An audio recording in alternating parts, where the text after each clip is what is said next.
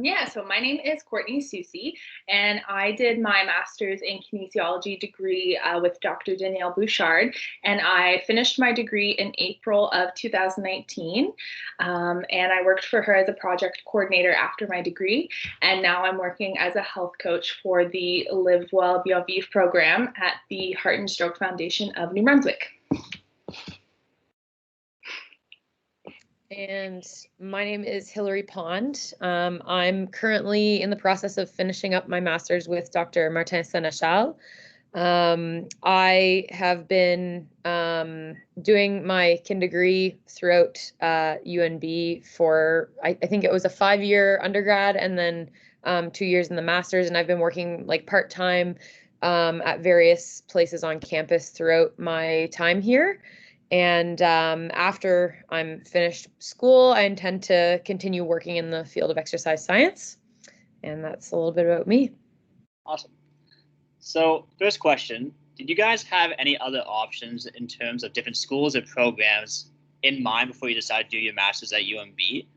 And if so, why did you decide to do your master's in kinesiology at UNB and also in the CELLab? So when I was finishing up my undergraduate degree, I spent a lot of time thinking about kind of what my next steps would be. I had applied to school for occupational therapy, more so because that's what everyone else was doing and not necessarily because that's what I wanted to do. So I kind of, began reaching out to Dr. Bouchard and talking about an option for a master's degree and what research kind of looked like. And she allowed me the opportunity to work in her lab over the summer. And that's when I really, kind of fell in love with research and in love with the lab. And I've always had a passion for learning and education. So getting a chance to work in the lab, really kind of changed my life path. And so I actually got accepted to go to occupational therapy in the summer. But ultimately, I really decided to pursue my master's. And, I'm so glad that I did. I really wanted to learn about research. And I knew that I was going to challenge myself in this role. But I also really admired Dr. Bouchard's passion and her work ethic. So I knew that I wanted her to be my mentor.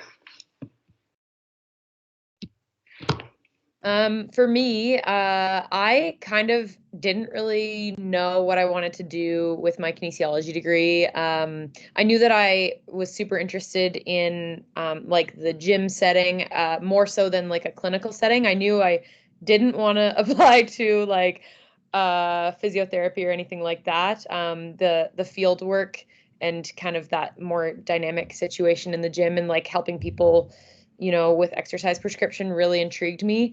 But I felt after kind of my deciding factor was instead of just like starting work somewhere in a gym or something like that after my undergrad, I still felt like there was more that I needed to learn and there were skills that I hadn't developed yet. And even just like the critical thinking abilities that I see in the people that I look up to that are in positions that I like maybe thought I was interested in. They have like these skills that I felt I hadn't developed yet just with my undergrad. So for me, it was more just I felt I needed that like extra little bit of experience with my education and like a little bit more knowledge and learning to like develop those skills more so than looking at like what I wanted to be, I guess. So for me, that was kind of my deciding factor on looking into more school. And then I was also very interested in the CELLab because although I hadn't worked in the CELLab prior to joining as a student, I knew a lot of people who had, and everyone had nothing but great things to say about their experiences in there. So that, like in itself, was kind of what attracted me toward Danielle and Martin as supervisors. And I really love Martin's working style and how he kind of organizes himself and just the way that he likes to get things done really appealed to me. I like how structured he is and how detail oriented he is. So and I also like what he's researching. So that was kind of my deciding factor. Awesome. What were your guys' expectations before starting your master's in the CELLab, and were those expectations met? I can honestly say that I did not know what to expect going into my master's degree in the CELLab, mostly because I hadn't really thought about research or thought about doing a master's until, I started working in the lab and talking with Dr. Bouchard. I did know how hard, I could see how hard they worked both in the research and also in class. And so I guess I did expect to, put a lot of work into this degree. And so I guess I just kind of went in, hoping to absorb as much as I could from everyone. So I guess in that case, it was way more than I could have ever expected it to be because I just did not know what I was getting myself into, I guess. Courtni, I think I'm kind of similar to you there. I didn't really know what to expect other than I knew that it would be hard work, but I think everyone knows that going into any grad program. And I knew that it was expected of us to be like quite productive, like highly productive as CELLab students, just from observing previous students in the CELLab and seeing that work ethic that they have. But I think that's admirable. I don't think that's something to kind of shy away of. Perfect. How was your guys' experience working under the supervision of Dr. Sénéchal and Dr. Bouchard? And what can potential students expect when they do a master's under their supervision? So I had a really wonderful experience working with Dr. Bouchard. She was my direct supervisor, but there were times where I worked with Dr. Sénéchal as well.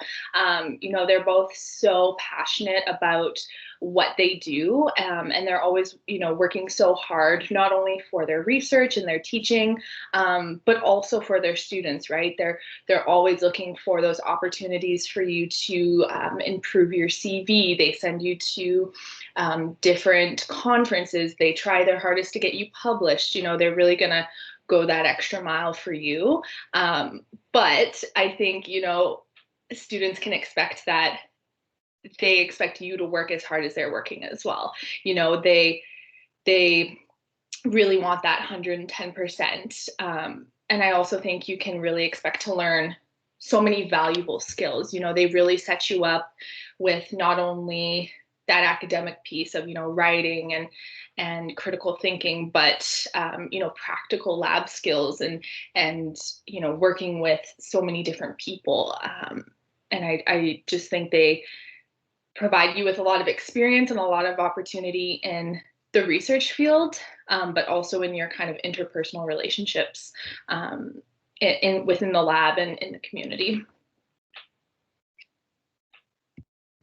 For me, my experience working with Dr. Sénéchal definitely was, like I had mentioned earlier, very like every step we took was kind of like planned out and detail oriented, but like high expectations along the way. But what I really liked about working with him as well is he kind of gave me expectations and goals to set, but then it was my responsibility to fulfill those, and they're not gonna like chase you down for deadlines, which I think anyone can relate to under any supervisor. So that is a great experience that I felt I had working in the CELLab, is just like getting to know your own learning style and getting to know how you can meet those deadlines when they need to be met, and kind of putting in that work that's expected of you, but you always get something back in return.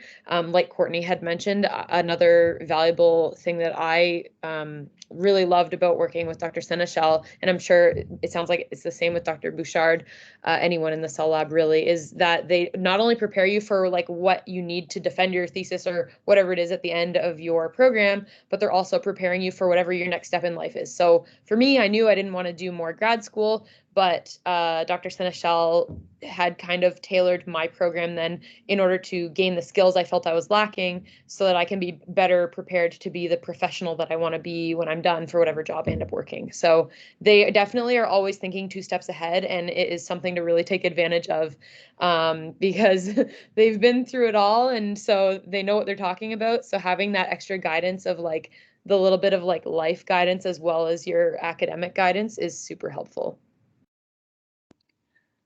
How responsible were you guys for coming up with the main idea and design of your project? And what other responsibilities did you have along the way with your own project? So as a master's student, kind of how I entered the program, I wasn't responsible for coming up with the idea or design of my project. I was really fortunate that I was able to kind of jump in on a study that was already kind of established and ongoing. But I was involved in almost every other part of the project. So that includes the data collection, working with participants, entering the data, organizing the different files, both physical and digital, being responsible for equipment, data analysis, writing the paper, and then, even as far as sitting in on some meetings with other collaborators who were on that project. So, there was really a huge number of different tasks that I was able to kind of dabble in, and a lot of different responsibilities that I was able to take on, which was great because it really allowed me to develop that skill of being flexible and adaptable, and being able to, kind of think on my feet and learn a lot of different things, because some things I didn't know how to do, and Dr. Bouchard gives you a lot of freedom to kind of figure it out for yourself, but they're also that support, if you need it. For me, I didn't really know exactly what I wanted to do for like my research question going into my master's. Like I mentioned earlier, for me, it was more about like, I just want to learn more, but not really sure what. So I actually, in my position anyway, what I found is through Dr. Sénéchal, he kind of has his area where he's researching already. And so there's already some questions that I'm sure other people feel like their supervisors are already researching stuff. So they might have questions that you can kind of take advantage of and make those questions your project. So for me, although I wasn't like fully responsible for creating my actual research question, I appreciated that because I wasn't really sure exactly what I wanted to do. But it worked for my situation. But then all the other steps after the research question is complete, like all the lit review and researching that you have to do to dive into the subject and learn about it, that's not spoon-fed to you at all. You have to do that yourself. And the actual data collection, my study was it was an epidemiological project. So I didn't have an exercise intervention due to COVID. So all of my stuff was online, but it was my responsibility to put my data set together and organize all of this data and figure out what's missing, what I need. So that's all on you. That's the whole learning process in itself. And then, compiling that, coming up with your analysis and your thoughts at the end. That's kind of all on you. And like Courtni mentioned, our supervisors are there to support us throughout the process, but you have to do all the work for sure. So it's your responsibility to get that done. They're not going to do it for you. So yeah. Awesome. So what was your guys' favorite part about working in the CELLab? Honestly, I think my favorite part of working in the CELLab was just that sense of community, not only that we had with our supervisors, but also with our lab mates. My best and my most favorite memories are when we would just be dying of laughter in our lab meetings, and it happened all the time. So just that community that we were able to have, and those friendships we were able to build were, so special and such a great part of the CELLab. I loved the sense of community as well, but I also really appreciate the structure that the CELLab has in its lab. It kind of feels like you're going to work, like that's your place of work for the period of time that you're studying there. And I really enjoy structure, so I like that aspect to it. It makes you feel a little bit more secure, even if you feel like you don't know what you're doing, there's people all around you that you have like to support you, and then you can kind of bounce ideas off of each other and also learn from one another. In the lab, we've got a lot of different studies going on, and since it's all in one place and it has that structure, you get to see a lot of different things, and also you have the opportunity to be involved in a few different things. So like, for example, I got to help out with one of the PhD students' studies, and I learned a lot about diabetes through that study just by being involved in the lab and having the chance to help out. So I like all the opportunities it provides, and also that sense of community and structure that it has. What are your guys' future plans, either regarding a career or also continuing education if that's an option? And how did your time in the CELLab prepare you for that future plan? Yeah, so as I mentioned, I'm working as a health coach, and I've been really loving this role because I feel like I'm able to kind of implement everything I've learned in my degree into helping people really change their lives through behavior change. So, I don't have necessarily a direct career path that I have in my mind. I'm just, really enjoying where I'm at right now, and kind of excited to continue my career within the health and wellness field. But I think the CELLab, really taught me so many skills that can be transferred into the workforce. Things like the value of hard work and how to be adaptable and flexible, and how to work with so many different people from so many walks of life. Like Hilary said, there's always so many different kinds of people coming into our lab, and so many, not only students, but participants as well. Looking back, the skills that I gained and learned in the CELLab, certainly led to where I am in my career today. And I'm sure will continue to help me as I kind of go on in my career.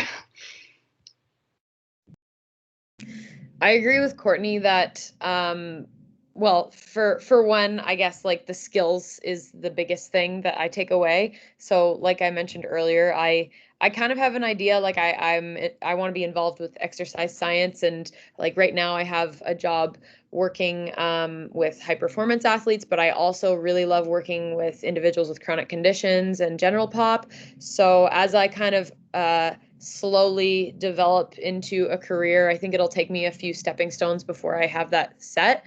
But the biggest thing that I've gotten from this project is the skills to kind of continue learning on my own. So when I went into the master's, I felt I, didn't really know enough yet. And at the time, 2 years ago, I was like, oh, in 2 years, I'll know it all. This is going to be great. This will solve my problem. But what I've learned throughout this process is that this is really just teaching you how to learn. It's not teaching you everything. So you learn throughout the degree that you're never going to know it all. And the more you dive into it, the more you realize you don't know. But now you have the skills to continue learning. So I'm going to take all the skills I learned on, how to go through the process of problem solving, whether that's like a stats issue or, diving into a subject I've never heard of for like a chronic condition or something. I can take all those skills and take the processes that I now know how to use to teach myself and apply that to any problems I encounter in my future professions. So I think that's something that I see quite consistent across any graduate program that people learn, regardless of where you're learning. But definitely in the CELLab, I feel like that's a huge advantage, just because we do have like all the equipment there and there's so much going on. You develop all these skills that can prepare you down the road. Awesome. So last question. What would you have liked to know before you actually started your master's degree in the CELLab? So I think before starting my degree at UMB in the CELLab, as I mentioned, I didn't really know anything about the academic world kind of going into this. So I think I would have liked to know the importance of having a support group. I think research is really rewarding, but sometimes this work can be really hard and really overwhelming. And sometimes you can feel like you're the only one having these feelings and thoughts and this stress. So, making sure that you can have open and honest conversations with your supervisors, but that you can also have colleagues and fellow students that you can talk to, who are going through the same experiences and the same program as you. Because the more I would talk to my peers, I'd be like, oh, so you're really stressed out too. I feel so much better now. It can really help you through those tough weeks and those kinds of waves of your degree. So yeah, I think always keeping in mind that support group, whoever it might be, and if it can be people who are in the field with you, I think that's even better. I think for me, one thing I would tell my past self, if I could, to advise is one thing that I did notice is I really struggled with writing papers, like research papers. I didn't do an honors in my undergrad, and going back, if I could do it again, I think I would dive a little bit deeper into maybe like exploring that, whether it's doing an honors or just taking the time to go up to the library and get some help on that.